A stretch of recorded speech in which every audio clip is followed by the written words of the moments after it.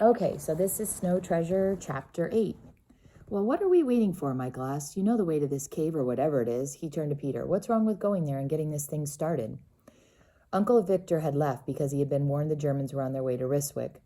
Père Garson had shown him out, and the children were alone in the room. They could hear nothing about the sound after the sound of his skis had died away. Right, Peter jumped up. We're supposed to be seen near the beach today, so we'll have to get started. But first, there's something we should do before we begin any of this. I think we ought to make a pact. We'll never tell anything if we're caught. We won't get caught, Michael spoke. But if we are, bah, he shook his crew-cut hair. I still think we should make a pact we won't tell one word about what we're doing, about taking gold to the snake. We'd hardly do that after what your Uncle Victor said, about not so much as a word to strangers. Helga Thompson was scornful that Peter thought such a promise necessary. But if we're tortured, if they try to make us tell, and torture us if we don't? Michael's eyes shone with excitement. What if they threaten to pull out our tongues if we don't tell? Not if our tongues were to be pulled out, would we tell? Helga shook her black curls. There'd be little sense in that if they really wanted us to talk. Lovisa could always see the funny side. Then you wouldn't mind swearing? Peter ignored Lovisa's interruption. If you're sure you wouldn't tell, you wouldn't mind pledging yourselves. Certainly I wouldn't mind swearing, Helga answered. No matter how I was tortured, I'd not say a word.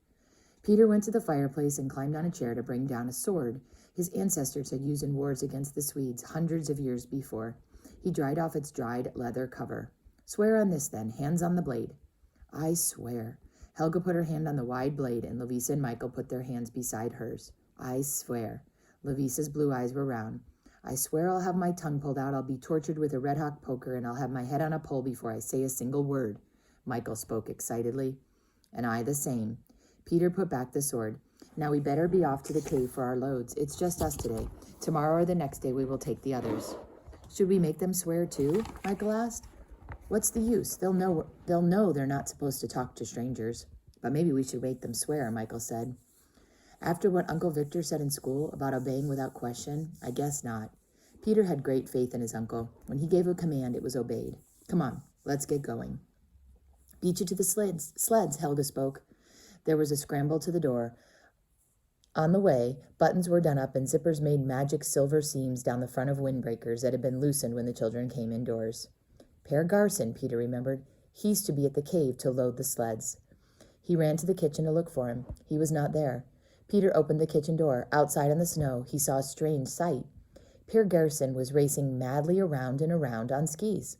Old and bent, he was nevertheless skiing with the grace of an Olympic entrant. He swooped and sailed. He would loop and then he would take off in a jump. Peter thought he had lost his senses. Then he saw there was a design in the crazy pattern he was making in the snow. He's covering Uncle Victor's tracks, he guessed, for Père had already been down the slope and had made cat steps all the way down to the hollow at its base. We're going now, Père Garson, he called. Ja, I go too, said Père Garson.